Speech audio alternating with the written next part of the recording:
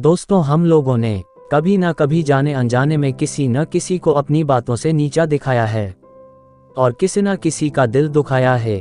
कई बार तो वह इतना सहज हो जाता है कि हमें पता भी नहीं रहता है कि हमने ये क्यों बोल दिया।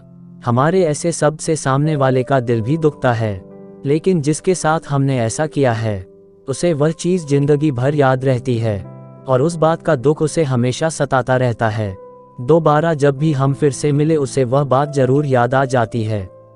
कहते हैं कि हमारे शब्दों में इतनी ताकत है कि किसी को भी ऊपर उठा सकते हैं और नीचे भी गिरा सकते हैं। कई बार तो हम लोग सामने वाले के पहरवेश और रहनी के हिसाब से उसका मूल्यांकन कर देते हैं। असल में तो ऊपर वाले ने हर एक इंसान में अलग अलग ताकत और काबिलियत रखी हुई है।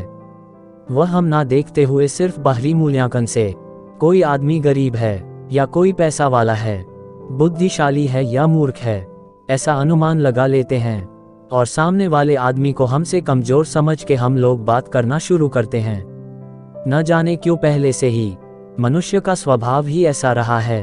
सामने वाले को अगर वह खुद से कमजोर और गरीब लगे तो हम बात ही इस तरह से करते हैं कि जैसे उसे नीचा दिखाया जाए। अगर हमारे सामने कोई पैसा वाला आदमी आए तो हम उसे बुलाने पर आप या सर शब्द का इस्तेमाल करते हैं। इसी जगह पर अगर कोई गरीब आदमी है तो हम उसे तू या ओए करके संबोधित करते हैं। आज की हमारी कहानी में हमें यही चीज सीखने को मिलेगी कि सामने वाले आदमी का व्यवसाय और उसके कपड़े देखकर किसी भी आदमी की हैसियत का और उसके ज्ञान का पता नहीं चलता है और उसे किसी से भी कम समझने की भूल नहीं करनी चाहिए। कोई भी छोटा काम करने वाला आदमी छोटा नहीं होता, वो अपने परिवार के लिए और समाज के लिए बहुत बड़ा होता है। एक दिन मुंबई लोकल ट्रेन में एक बैंक के मैनेजर शाम की लास्ट लोकल लेकर घर जा रहे थे। पूरे दिन के थकावट के कारण उनका मूड भी अच्छा नहीं था। वह खिड़की से बाहर देख रहे थे। इतने में एक समोसा बेचने वाला थोड़े से लेकिन गर्मा गर्म समोसे लेकर उनके सामने आकर बैठा। वह समोसा वाले को देखकर मैनेजर अपने मन में सोचने लगा, ये कौन आकर मेरे सामने बैठ गया है, ये कितना दिन का कमा लेता होगा। ऐसे आदमी के साथ बैठना मेरे को शोभा नहीं देता है। ये समोसे बेचकर बेचारे का घर चलता भी होगा। ये सब सवाल उसके दिमाग में चलने लगे।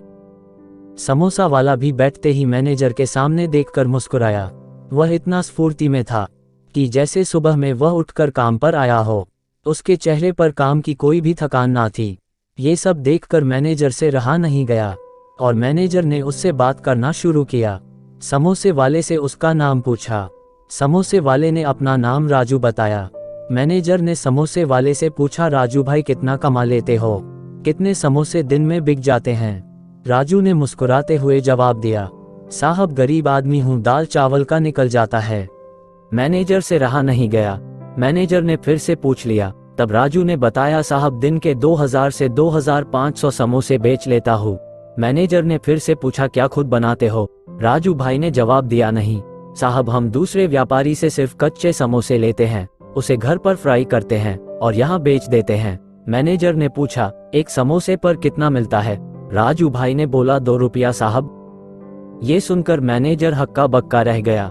वह मन ही मन गिनने लगा कि राजू भाई कितना कमा लेते हैं। मैनेजर आश्चर्य में पड़ गया कि एक गरीब दिखने वाला आदमी जिसके कपड़े भी गंदे हैं, थोड़ी देर पहले वो खुद जिसके साथ बैठने को भी राजी नहीं था, वह पढ़े लिखे मैनेजर से भी 4 गुना ज्यादा कमा लेता था। फिर भी राजू भाई को उस बात का जरा सा भी घमंड नहीं था और वह खुद के काम से इतना खुश था कि काम की भी जरा सी भी थकावट उसके शरीर में नहीं थी। दोस्तों, उस दिन के बाद मैनेजर का खुद का नजरिया ही बदल गया। वह किसी भी छोटे से छोटे आदमी को भी अब बड़े ही आदर और प्यार से बुलाने लगा। हमें भी यह कहानी से बहुत बड़ी सीख मिलती है। हमें भी अपने आसपास किसी भी आदमी को छोटा नहीं समझना चाहिए और हर किसी को बड़े प्यार से और आदर से बुलाना चाहिए। दोस्तों, आज की कहानी आपको कैसी लगी कमेंट में जरूर से बताइए। चैनल को लाइक और सब्सक्राइब कीजिए। कहानी को हो सके इतना ज्यादा से ज्यादा शेयर कीजिए। धन्यवाद।